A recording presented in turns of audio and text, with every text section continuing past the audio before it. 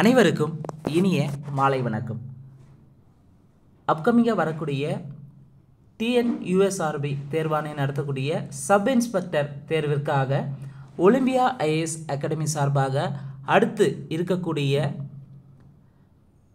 நாட்களுக்கு பார்த்திங்கன்னா தினசரி மற்றும் வாராந்திர நாட்களில் பார்த்திங்கன்னா முழு இலவச மாதிரி தேர்வை முழுக்க நாம் ஃப்ரீயாக நடத்த போகிறோங்க. இந்த முழு இலவச மாதிரி தேர்வை பொறுத்தவரையும் தினசரியாக ஒவ்வொரு பகுதியிலிருந்தும் 50 கேள்விகள் இடம்பெறும். அதே போல் பார்த்திங்கன்னா வருகின்ற 19/10/2025 முதல் ஒவ்வொரு ஞாயிற்றுக்கிழமையும் முழு இலவச மாதிரி தேர்வாக 140 கொஸ்டின் நம்ம வீக்கெண்டில் நம்ம பார்க்க இருக்கிறோங்க. தினசரியாக ஒரு 50 கேள்வியும் நிச்சயமாக 2025 SI எக்ஸாமில் ஒலிம்பியா ஐஏஎஸ் அகாடமி சார்பாக நடத்தக்கூடிய இந்த ஃப்ரீ மாடல் டெஸ்ட்லேருந்து கேள்விகள் ரிஃப்ளெக்ட் ஆகுங்க. அதனால் வீடியோஸை முழுமையாக பாருங்கள். முதல் முறையாக நம்ம சேனலை பார்க்குறவங்க மறக்காமல் சப்ஸ்கிரைப் பண்ணிட்டு பெல் சிம்பில் கிளிக் பண்ணிவிடுங்க. நீங்கள் பெல் சிம்பில் கிளிக் பண்ணால் தான் நாங்கள் தொடர்ந்து அப்லோட் பண்ணுற வீடியோஸ் உங்களுக்கு நோட்டிஃபிகேஷன் வரும். இந்த வீடியோவுக்கான கொஸ்டின் பேப்பர் PDF லிங்க் வேணும்னு நினைக்கிறவங்க ஒலிம்பியா ஐஏஎஸ் அகாடமி வாட்ஸ்அப் சேனலுக்கான லிங்க் டிஸ்கிரிப்ஷனில் தரப்பட்டுள்ளது. அதில் தேவையானவங்க ஜாயின் பண்ணிக்காங்க. தினசரி தேர்வுக்கான மாதிரி வினாத்தாட்கள் பதிவேற்றப்படும். இந்த வாய்ப்பை சரியாக பயன்படுத்திக்காங்க. இந்த வீடியோவை உங்கள் ஃப்ரெண்ட்ஸ்க்கு ஷேர் பண்ணுங்கள். யாரெல்லாம் SI எக்ஸாமுக்கு ப்ரிப்பேர் பண்ணுறாங்களோ அவங்களுக்கு இந்த வீடியோவை மறக்காமல் ஷேர் பண்ணிவிடுங்க. வாங்க வீடியோஸ்குள்ளே போகலாம். இந்த வீடியோவை பொறுத்தவரை முதல் வீடியோவில் சயின்ஸ் பகுதியிலிருந்து 50 கேள்விக்கான விடை குறிப்புகளை பார்க்கலாம். முதல் கேள்வி, தேசிய இயற்பியல் ஆய்வகம் எங்கு அமைந்துள்ளது? தேசிய இயற்பியல் ஆய்வகம் எங்கு அமைந்துள்ளதுன்னா டெல்லி. கேள்வி 2, நமது பூமியானது மேற்கிலிருந்து கிழக்காகத்தான் சுற்ற வேண்டும் என்று அனுமானித்தவர் யார்? நமது பூமி மேற்கிலிருந்து கிழக்காகத்தான் சுற்ற வேண்டும் என்று அனுமானித்தவர் ஆரியப்பட்டா. கேள்வி 3, துணி துவைக்கும் எந்திரத்தில் பயன்படும் விசை எது? துணி துவைக்கும் எந்திரத்தில் பயன்படும் விசை மைய விலக்கு விசை. கேள்வி 4, இலையின் பணிகளில் தவறானது எது? இலையின் பணிகளில் தவறானது இங்கே எதுவுமே கிடையாது. ஸோ இலையின் பணிகள்னு எடுத்துக்கணுங்கன்னா ஒளிச்சேர்க்கையின் மூலம் உணவை தயாரிக்கிறது, சுவாசித்தலுக்கு உதவுகிறது, இலை துளை வழியாக நீராவி போக்கு நடைபெறும். கேள்வி 5, உலகில் எத்தனை சதவீதம் நில வாழிடங்கள் உள்ளன? 28%. கேள்வி 6, உலக வாழிட நாள் எப்போது அனுசரிக்கப்படுகிறது? அக்டோபர் மாதம் முதல் திங்கட்கிழமை. கேள்வி 7, பொறுத்துக. 1 லிட்டர் என்பது 1000 cc அல்லது கன சென்டிமீட்டர் கியூப்னு சொல்லலாம். ஒரு கேலன் என்பது 3785 mlன்னு குறிக்கும் அல்லது 3.785 லிட்டரை குறிக்கும் ஒரு கேலன் என்பது. ஒரு அவுன்ஸ் என்பது 30 ml. ஒரு குவாட் என்பது 1 லிட்டர். சரியான விடை ஆப்ஷன் சி 1 2 3 4 6 நேராக அமைந்துள்ளது. கேள்வி 8, தாமிரத்தின் அடர்த்தி எவ்வளவு? தாமிரத்தின் அடர்த்தி 8900 kg/m3. கேள்வி 9, மனிதர்களின் நடையின் வேகம். மனிதர்களுடைய நடையின் வேகம் பார்த்தீங்கன்னா வினாடிக்கு 1.4 மீட்டர். கேள்வி 10, பேரண்டத்தில் முதன்மையாக காணப்படும் தனிமம் ஹைட்ரஜன்.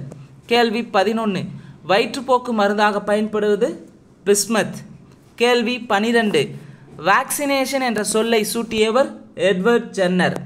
கேள்வி 13, கழிவுநீர் சுத்திகரிப்பில் பயன்படுவது நைட்ரோபாக்டர். கேள்வி 14, மனிதனின் குடலில் வாழும் டேஸ் பாக்டீரியம் வைட்டமின் K மற்றும் வைட்டமின் B கூட்டுப்பொருட்களை உற்பத்தி செய்வதில் உதவுகிறது. மனிதனின் குடலில் வாழக்கூடிய எசிரிசியா கோலை எனும் பாக்டீரியா விட்டமின் K மற்றும் விட்டமின் B கூட்டுப்பொருட்களை உற்பத்தி செய்வதில் உதவுகிறது. கேள்வி 15, லூயிஸ் பாஸ்டர் பதப்படுத்துதல் பாஸ்டர் முறையை கண்டுபிடித்த ஆண்டு 1862. கேள்வி 16, வகைப்பாட்டியல் என்னும் சொல்லை முதலில் உருவாக்கியவர் அகஸ்டின் பைரமிஸ் டி கேண்டோல். கேள்வி 17, தாவரவியல் பெயரிடுதல் முறையை முதலில் கஸ்பார் பாகின் அறிமுகப்படுத்திய ஆண்டு? தாவரவியல் பெயரிடுதல் முறையை முதலில் கஸ்பார் பாகின் அறிமுகப்படுத்திய ஆண்டு 1623.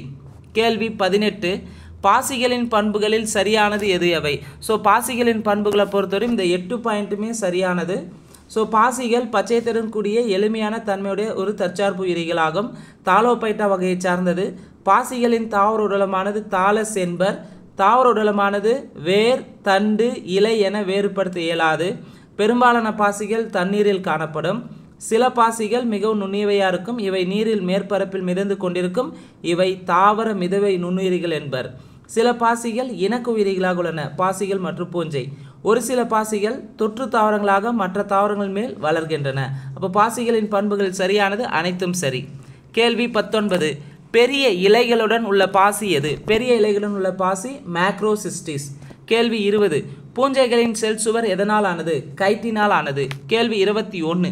வைட்டமின் B2வை உருவாக்கும் பூஞ்சைகள் ஆஸ்பியா கோஸ்பி மற்றும் எரிமோதிசியம் ஆஸ்பி. வைட்டமின் B2வை உருவாக்கும் பூஞ்சைகள்னு பார்த்தீங்கன்னா ஆஸ்பியா கோஸ்பி மற்றும் எரிமோதிசியம் ஆஸ்பி. கேள்வி 22.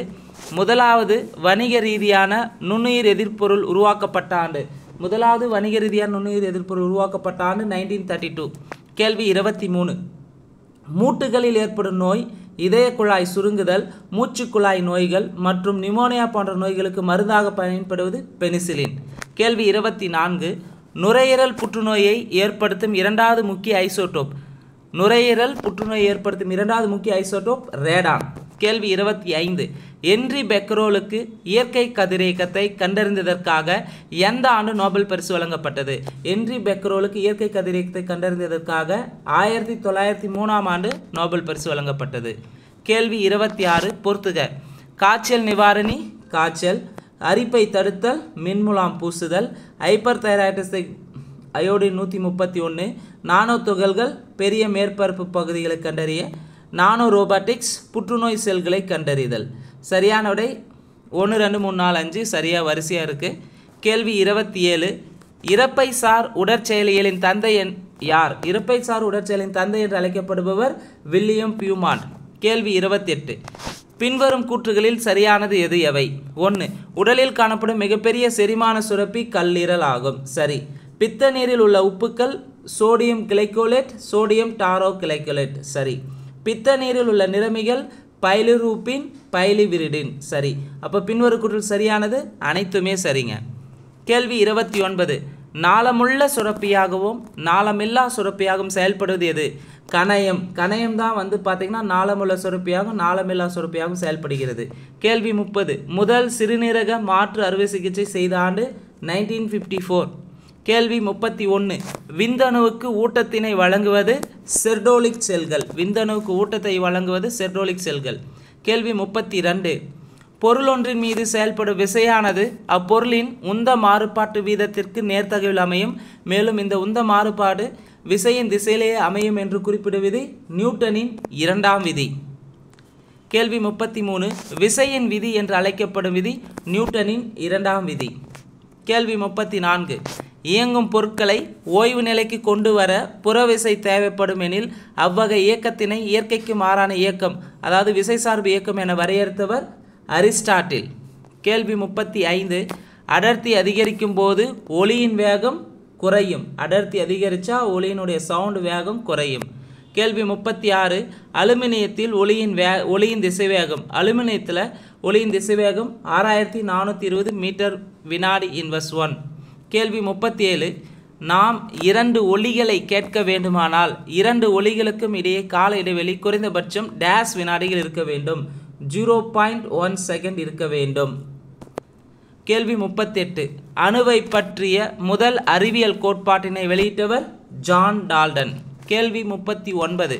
பூமியின் மேற்பரப்பு மற்றும் மனித உடலில் அதிகமாக காணப்படக்கூடிய தனிமம் எது? பூமியினுடைய மேற்பரப்பு மற்றும் மனித உடலில் அதிகமாக காணக்கூடிய தனிமம் ஆக்சிஜன். கேள்வி 40. மூலக்கூறுகளின் எண்ணிக்கைக்கும் அவற்றின் பருமனுக்கும் இடையேயான தொடர்பினை வெவ்வேறு சூழ்நிலையில் கண்டறிந்து கருதுகோள்களை வெளியிட்டவர் அவகாட்ரா 1811. கேள்வி 41. இருவேறு தனிமங்களின் அணுக்கள் ஒரே நிறையெண்ணையும் வெவ்வேறு அணையெண்ணையும் கொண்டிருப்பது ஐசோபார்கள். ஐசோபார்னா இருவேறு தனிமங்கள் அணுக்கள் ஒரே நிறையெண்ணையும் வெவ்வேறு அணையெண்ணையும் கொண்டிருப்பது ஐசோபார்கள். கேள்வி 42. பொறுத்துக. 8 கிராம் ஆக்சிஜனில் 0.25 மோல்கள் இருக்கும். 4 கிராம் ஹைட்ரஜனில் 2 மோல்கள், 52 கிராம் ஈலியத்தில் 13 மோல்கள், 112 கிராம் நைட்ரஜனில் 4 மோல்கள் இருக்கும்.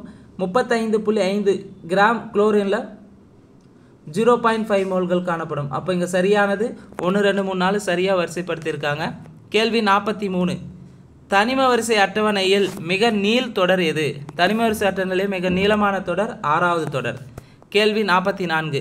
உள்ளமைப்பியலின் தந்தை என்று அழைக்கப்படுபவர் நெகமையா குரு. உள்ளமைப்பியலின் தந்தை என்று அழைக்கப்படுபவர் நெகமையா குரு. கேள்வி 45.